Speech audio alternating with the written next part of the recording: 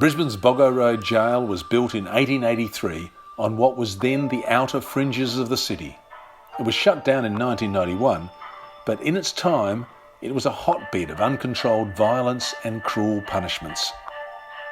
Today, as Larry Campbell walks along the wall behind which he spent 10 years of his young life back in the 1960s, the memories come flooding back.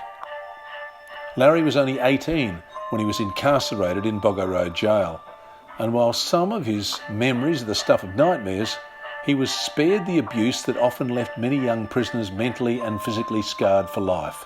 He had the good fortune of befriending a man who was to have a profound effect on his later life. I finished up in this place called Boggo Road, and one could say that would be the end of my life, and I would be just another criminal to be part of the system.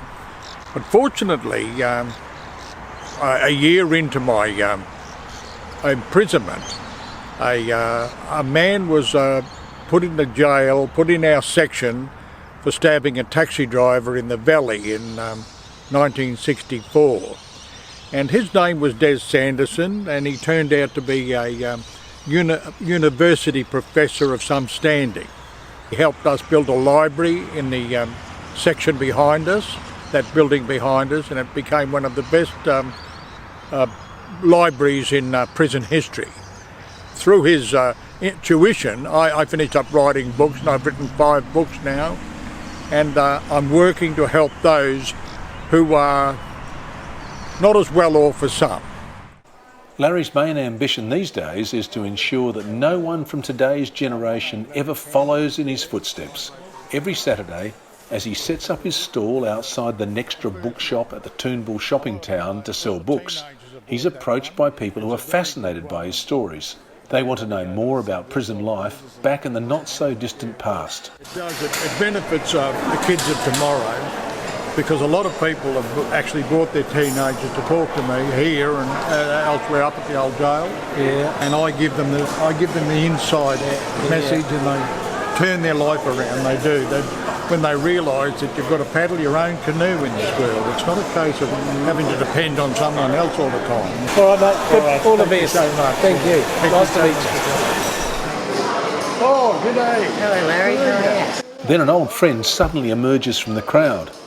Gloria McSweeney is a colourful character who became a media superstar when she and her husband Harold, along with 3 fellow convicts, staged a dramatic escape from Boggo Road Gaol back in 1989.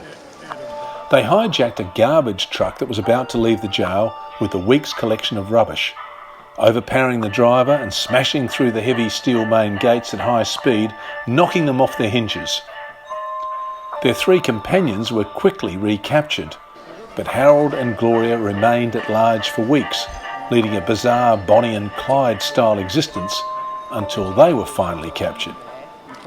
Gloria received 4 years in the women's prison for her part in the whole affair, but is now a reformed character, helping Larry in his quest to save young people from drifting into a life of crime. You know, look after yourself, but trust me, books lead the way to education. So try to go to the library. When I was your age, how I got into trouble, you don't have to do that, you know.